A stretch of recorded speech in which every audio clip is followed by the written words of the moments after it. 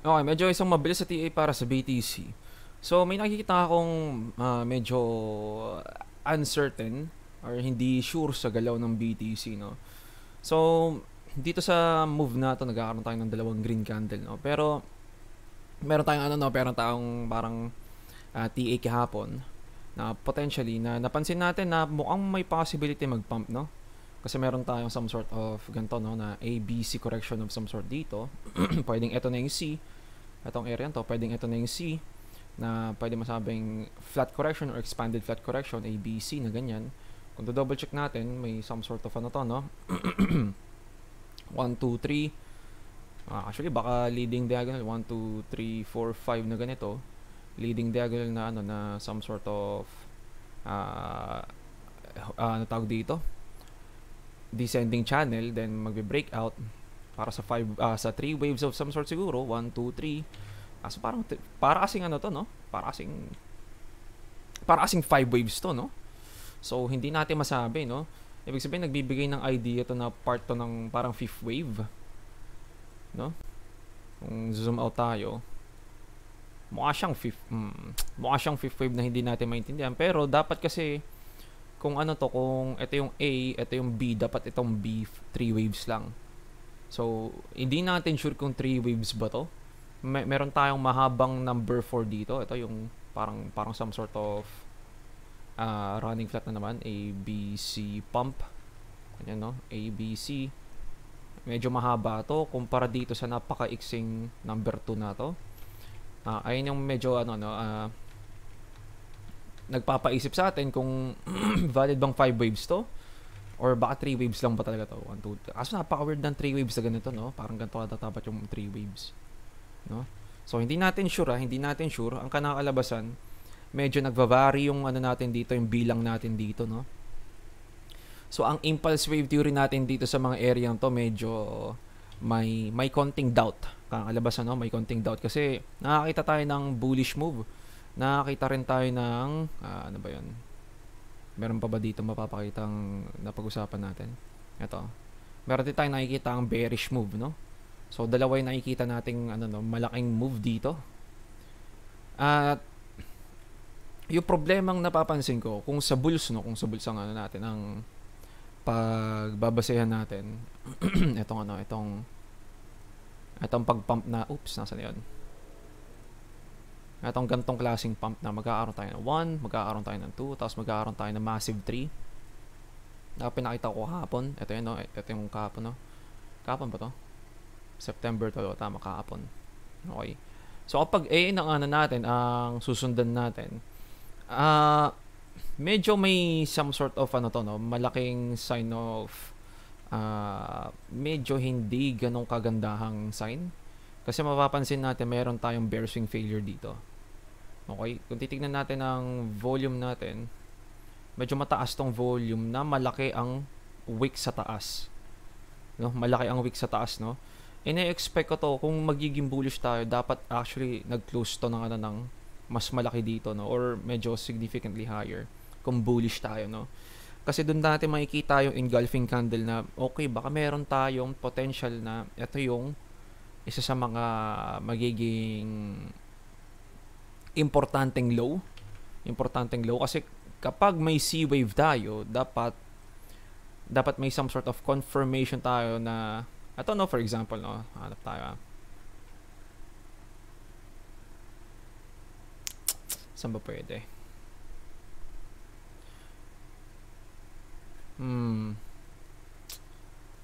Meron kaya? Ito, no, parang ganito, no. Meron tayo some sort of malaking wick sa ilalim ganito. Kunwari, then magpo-push up. O kaya meron tayong gantong last final push down at may engulfing candle tayo kasunod. Ang alabasan.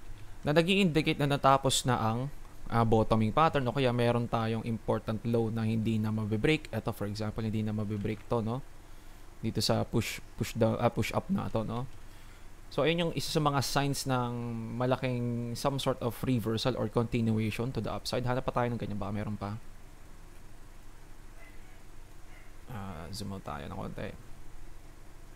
Ito for example, capitulation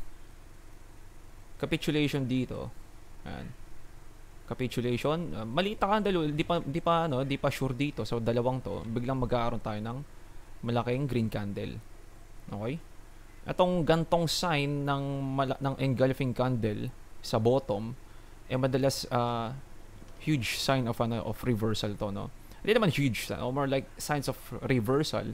Kailangan lang natin ma-confirm sa susunod na pagbagsak. So ma-confirm natin yan dito of some sort na meron tayong parang ganito, no? Meron tayong some sort of support na hold dito sa area to at hindi na tayo bumabalik doon, no? Hindi na tayo bumabalik hanggang sa maka-breakout tayo. Mapapansin natin mag-breakout tayo ng some sort of ascending triangle. Okay? So ganun yung mga klaseng bottoming pattern para masabi natin, okay, tapos na ang pagbagsak. Ang problema dito sa right side na to, no? May napapansin akong parang ang laki ng wick sa taas. Ang laki ng wick sa taas, tapos habang nagpa-pump tayo, humihina yung volume. Okay? So titignan natin sa 4 hours. Medyo malaki-laki pa tong mga to, no? Medyo malaki-laki pa tong mga to. Pero anong oras siya nag-stop? No, ito mga dito lang siya nag-stop, no. Ito. No, mga puro malalaking volume to. Puro malalaking volume. Tapos medyo malaking red, mga medyo malalaking red at medyo malalaking green, no. So parang hindi pa natin sure kung alin diyan ang pinaka magbibigay ng idea kung anong mas malakas. Pero matatandaan natin sa impulsive theory natin na potential bottom to, no? Potential bottom.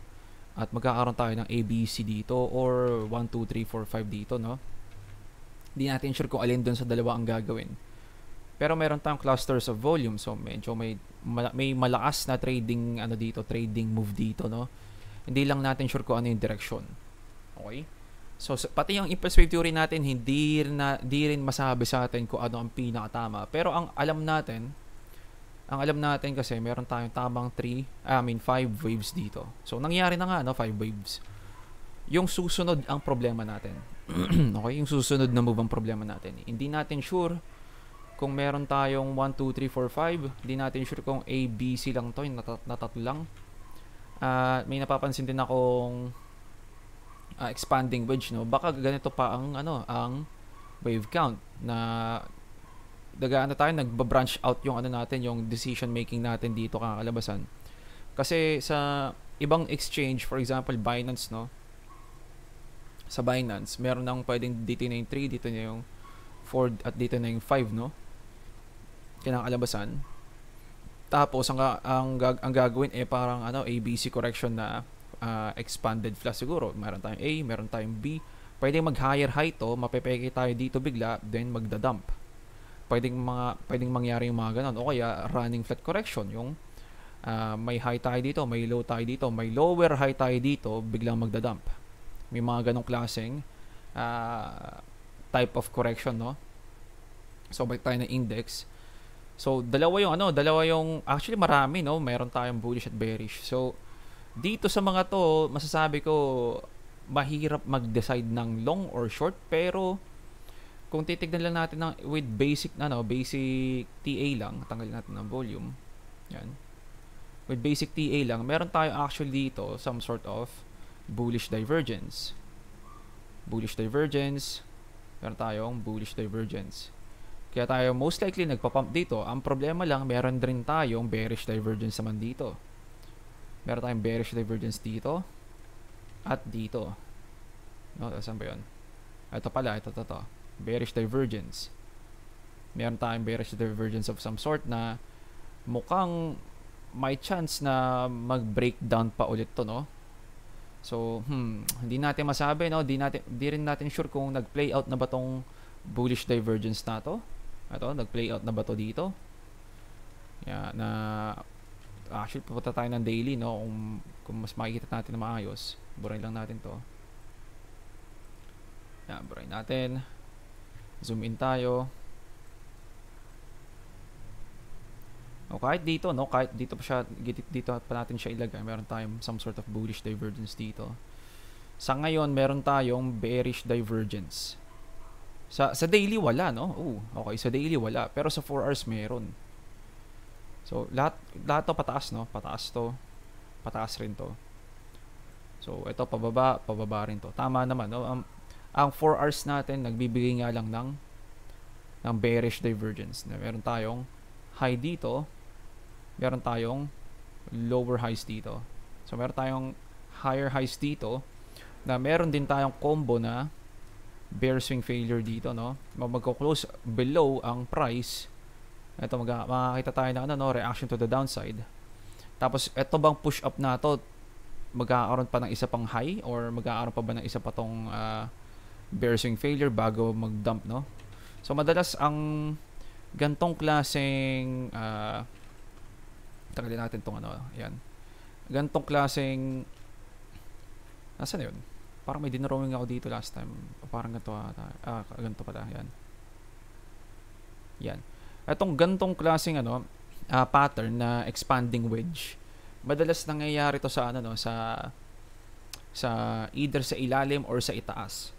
Pero may mga times na nangyayari to as consolidation bago mag-continue yung trend, no? So ang trend natin sa ngayon bearish trend pa rin or downtrend. At yung sinasabi ko kanina na baka ang kakalabasan, meron pa tayong 1, 2, 3, tapos itong buong to some sort of, ito yung A, ito yung B, at ito 1, 2, 3, 4, 5, C. So kakalabasan na meron tayong A, B, C correction na some sort of running flat or some sort of type of correction na hindi natin sure kung anong klase, at biglang magdadampa ng isa pang beses. Most likely running flat correction to, no? Na baka ganito mangyari, meron tayong bullish, no? Meron tayong bullish. Kaso hindi kasi clear tong tong galaw ng BTC na to. Etong kasi no? Kung titignan natin ang impulse wave theory, kapag meron tayong 5 waves, magkakaroon siya ng kasunod na 3 waves. Pag nagkaroon naman tayo ng 3 waves, magkakaroon siyang sunod na 5 waves. Pinaka basic na impulse wave theory, ganun na. May mga times na after ng 5 waves dito, 1, 2, 3, 4, 5, may 5 waves ulit dito sa pababa. Sa pababa yun, Hindi pwedeng 5 waves sa pataas, tapos mag 5 waves na naman pataas. Hindi pwede yun. Kailangan alternating. Pwedeng mag 5 waves pababa. So, itong wave na to, ang ginagawa nito, malaking ABC. Malaking ABC ganyan. Kaya 5 waves, ABC, 5 waves. So, nagigets nyo pa ba? May mga time, kaya lang siya nagiging 5 waves, tapos magpa 5 waves ulit pababa, kasi etong 5 waves na to, part siya ng malaking ABC correction. Okay? So, ganun yung itsura, no? So, may mga times na meron tayong 5 waves dito, biglang magkakaroon tayo ng some sort of 5 waves na naman dito, 1, 2, 3, 4, 5, at may possibility na nag-breakdown para sa some sort of ano ba tawag dito, parang 3 waves na naman or some sort. Kahit ako nalilito na, no? Kasi medyo mahirap mahirap ETA tong pag may pattern sa loob na may 5 waves. So 5, tapos meron tayong some sort of 5 dito. Pwedeng pwedeng mag-breakout to 1, 2, 3, 4, 5, tapos some sort of ABC dito, then 1, 2, 3, 4, 5 na ganyan, para masabi natin meron tayong A, B, C na ganun napaparating, o yung kaninang pinag-uusapan natin na baka ganito, no? Meron tayong 1, 2, saan nga ba ulit yun? 3, na magkakaroon tayo ng A, B, C na ganyan. Kakalabasan, meron tayong some sort of 3 waves dito, parang ganito, no? 1, 2, 3, kakaroon tayo ng 3 waves dito, 1, 2, 3, kaso mukhang 5 waves to, no? Mukhang 5 waves to, pero pwede natin masabi 1, 2, 3, then ito 5, 1, 2, 3, 4, 5, then magdadump ang kakalabasan naman, no? So mukha siyang may possibility na either way, mahirap basahin to. Ang alam lang natin, nasa importante tayong support dito sa ngayon, no? At alam natin na dito yung some sort of ending ng galaw na malaking to. Okay, pwedeng ito yung ending, no? Pwede ito yung ending, okay? Sa basic na pagtingin lang, okay? Pero yun nga, meron tayo, no? Ulitin ko lang ha. Ang problema lang dito, meron tayong hindi tayo hindi tayo nag-engulf. Okay? Hindi tayo nag-engulf, so medyo hindi natin masabi kung magandang klaseng kung magandang klaseng bullish candle ba to, kasi ang laki ng wick sa taas with medyo high volume. Madalas nangyayari to sa some sort of ending structure, kasi 'di ba meron tayong nakita yung 5 waves dito, 1 2 3 4 5. At kapag nagkakaroon tayo ng ganito na high volume and some sort of ending structure ang kinakalabasan, at may possibility na bumagsak, no? So ito pwede ko ma-expect tong some sort of push up na to, na baka maging lower high to, no? Na meron tayong high, meron tayong lower high dito sa kasunod. Pwede natin ma-expect yun kasi meron tayong resistance dito importante sa ngayon. Makikita natin pinpoint accuracy siya ang nagre-reject dito. Okay? Nakakalabasan dyan, baka nag-i-start na tong mag 1 2 3 4 5, at ito retest. Okay? Baka yan retest ha. Baka lang, hindi ko sure. Okay? Pang power lang, no, na baka itong pump na to some sort of pampeke. Madalas nakakita tayo ng pampeke sa mga bear swing failures. Okay? Like dito, maraming napepeke dito, no, na sunod-sunod ang high. Magkakaroon tayo ng high, magkakaroon ulit tayo ng high, bibili ulit ako, then idadump pala bigla. Okay? Meron din dito sa yung June low natin na puro high to, no? Puro series of higher highs, higher lows. Pero kung makikita niyo yung trend na to, makikita niyo yung mga candles overlap sa isa't isa. Ibig sabihin hindi impulsive to, no? At may magagawa rin tayong some sort of rising wedge na ganyan, no? Pwede rin yung yung normal na ganto lang na ascending channel. Madalas ang ascending channel nagbe-break to the downside, no? So makikita natin, ito yung mga retest, breakdown retest, at sunod-sunod yung dump, no? So, ito high, meron tayong high na naman dito, na puro liquidity grab, no? Liquidity grab, close below, liquidity grab ulit, close below, then dump. Okay? So, kailangan lang natin maging aware dun pwedeng maging bearish pa to. Okay? Pwede pang maging bearish to kahit mukha tayong tapos na dito sa 5 waves. Matatandaan natin yung 5th wave natin dapat na-reach ng 1.236 hanggang 1.272. Pero dito sa sa push down na to, actually di natin naabot masyado, no? Di natin ganun kaabot. Pero ando doon yung idea na possible na pwede tayong mag 5th wave dito. Ando doon yung idea. At isa pa, hindi pa natin nakukuha yung liquidity nito. Dito sa previous low na to, di pa natin nakukuha yung liquidity, which is medyo hindi lumalakas yung probability na magpapump tayo na malakas, kasi mas maganda at mas malakas actually kapag nakukuha natin ang liquidity sa ilalim. Bakit?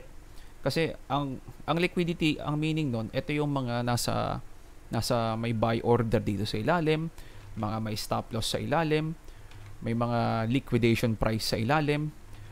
Kapag yun na meet or na trigger, ang kakalabasan may chain reaction yun.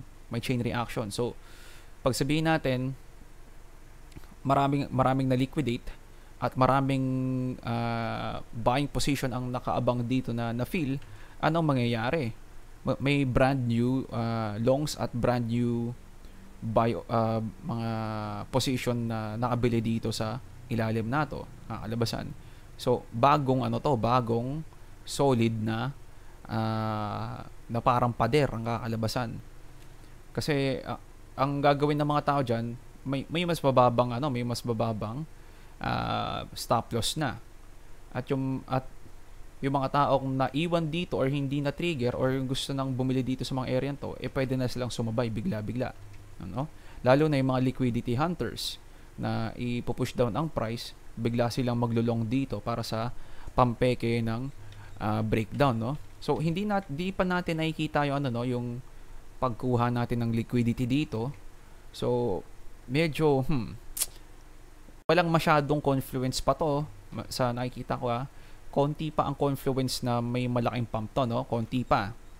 Kailangan natin ma-confirm to sa tingin ko dito sa second candle na to. Kailangan itong second candle na to makakita tayo ng some sort of change in volume. Ito, no, 8:39 PM na, no, ang laki na itong volume na to, tapos ito malapit na maghating gabi or gabi na, andi dito pa rin yung yung volume, no. So medyo hindi nagbibigay ng magandang sign kalabasan.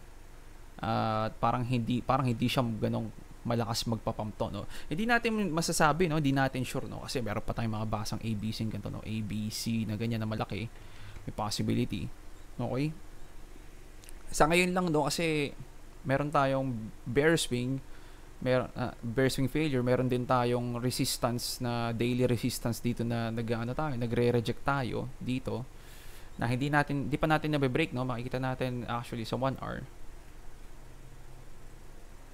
Ay, no, makikita natin kung nasan ang clear resistance, no? Clear resistance. Ito yung linyang dinrawing ko para sa daily level, no? Makikita natin, dito tayo. At lagi tayong may mga violent reaction to the downside. Violent reaction to the downside. Yan, no? Yan ba? Reaction to the downside. Meron naman tayong reaction to the downside. Okay. So, medyo higher high to, lower high to, no?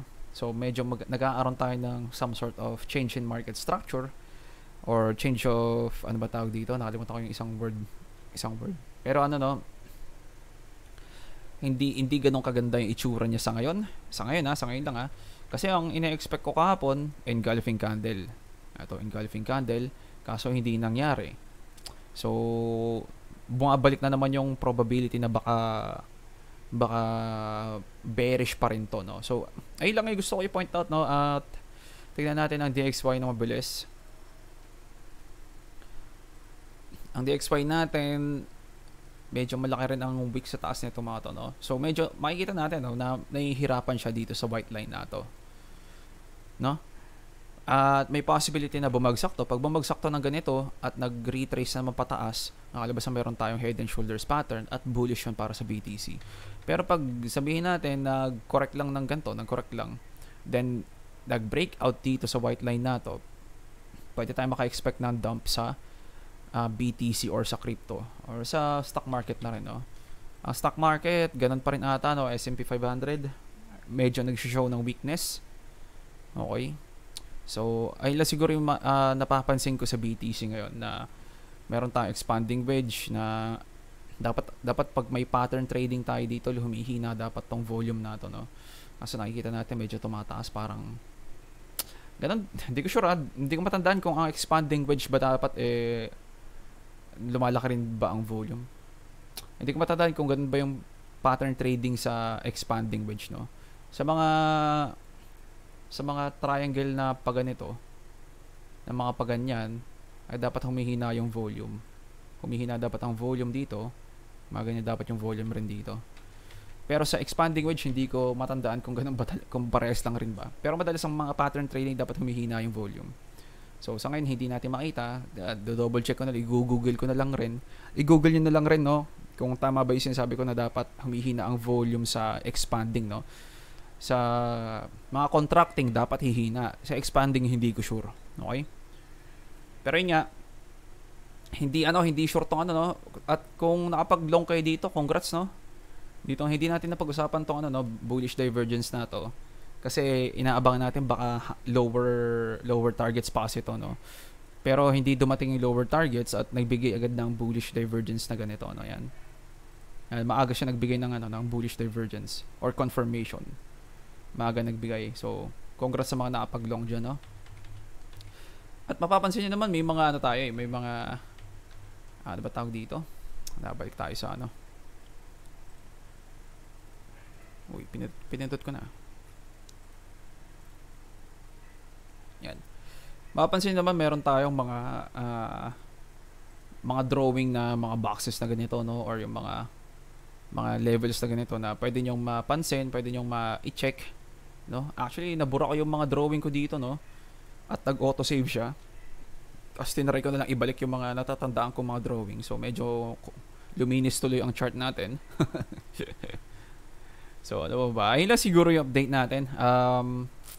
Hindi sure ang galaw nito. So ang pinaka ano, kung hindi natin sure ang gagawin ng BTC sa ngayon, babalik tayo sa pinaka basic na pag na idea. Meron tayong range dito, no? Alisin ko to Meron tayong range dito. Ito no, ito. Meron tayong range. So ang gagawin natin dito, kapag nasa ilalim tayo, bullish, kapag nasa ibabaw tayo, bearish. No? So trade the range until it breaks ang kakalabasan. No? Kapag nag-break dito, ang susundin natin yung bearish TA natin na wave count. Kapag nag-breakout dito, ang susundin natin itong klaseng bullish wave count, no? So hindi natin sure kung kakalabasan, hindi natin perfectly malolong tong part na to or short tong part na to kasi kailangan natin ng confirmation dito para masabi natin okay, ito ang sinusundan or yan ang sinusundan, no? So yun lang yung problema natin sa ngayon, hindi natin sure ang galaw ng BTC na susunod, kung ang sunod ba niya ganito ba talaga or gantong malaki or etong move na to na meron tayong nakabuo na tayo ng 5 waves dito, completion, baka bumagsak, ganon. Hindi natin sure kung alin doon ang pinakatama, no? So 50-50 to sa ngayon ang nakikita ko, at least sa TA ko 50-50 na bullish at bearish ako sa ngayon kasi meron tayong bearish failure dito, nagbibigay ng bearish, pero yun nga, at the same time naka-reach na tayo ng minimum target na pwede na tayo mag-push up kakalabasan. Medyo contradicting yung natin, dalawang TA natin sa isa't isa, no? So maghihintay tayo ng confirmation kung magkakaroon ba tayo ng break dito or break dito. Okay? Ayun yung hihintay natin, Okay, so ayun lang siguro update natin. Ito yung pinaka-importante natin kailangan matandaan, yung break kung saang direction. Okay? Ingat sa trades, GG's boys.